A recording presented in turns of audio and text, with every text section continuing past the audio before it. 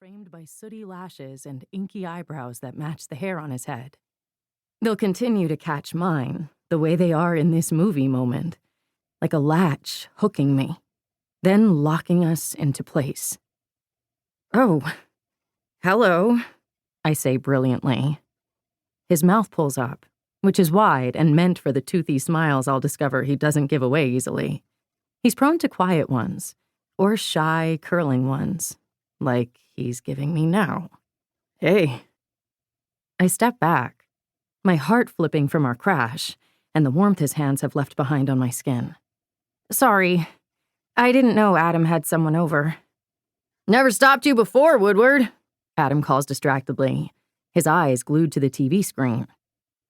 I roll mine, turning back to this stranger. "I'm that doofus's best friend, Georgia." "Like the peach," he says, his voice lifting at the end. It's not a question, but a tentative tease. In my life, I've heard that joke 1,000,000 times and hate it.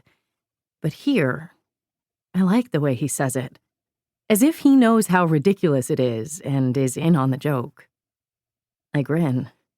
When I'm watching this, I think about how open my expression is, how hopeful and full of sunshine. Good one. No one's ever said that to me before. His eyes narrow, like he's trying to figure me out. I make note of how quickly he does, a tendril of belonging curling around me when he laughs. "You're joking."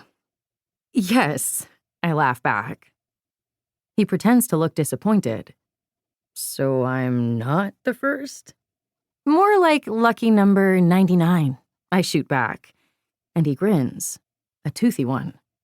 "Should I call you by the number, or do you have a name too?" "That's Eli, motherfucker," Adam shouts. My gaze slips from the stranger, Eli Joseph Mora, I'll find out, to Adam, whose tongue is sticking out while he furiously pounds on a game controller. A second one lies next to him, a decimated bag of Doritos next to that. When I direct my attention back to Eli, our eyes click. I hear it in my head, feel it in my chest, both in the memory and for real. Whenever I let myself think about the beginning, I want to get out of this moment as much as I want to wallow in it.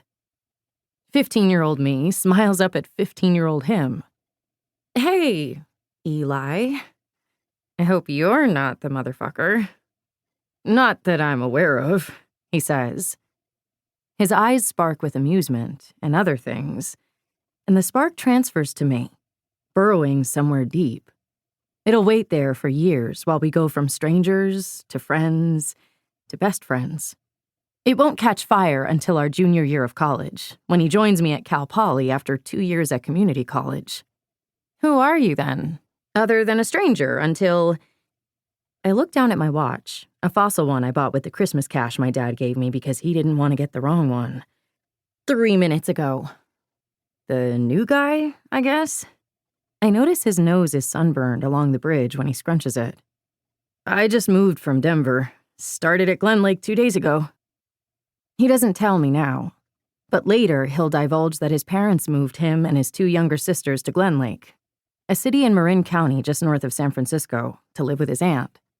His dad lost his job as a mortgage broker when the economy crashed, starting a relentless financial slide until they lost their house. At 15, Eli's sleeping on a pullout in his aunt's rec room. Later, when we buy our first bed together, I talk him into splurging for a king. I always notice the way his shoulders pull up toward his ears, maybe wondering if I'm going to ask questions. He doesn't trust me with his heavy stuff yet, but eventually he'll trust me with a lot of it, before we both start hiding ourselves away. "Adam's already got you in his clutches?" I raise my voice. "You work fast, Kim." Adam grins, but doesn't spare us a glance. Eli looks over his shoulder at his new friend, then back at me, rubbing the back of his neck. "Yeah, I think he kind of adopted me." "He does that," I say, remembering that fateful day in 6th grade when Adam and I met, a month after my best friends of 3 years, Heather Russo and Maya Brogan, unceremoniously dropped me. Halfway into our inaugural year of middle school, the friends I thought were forever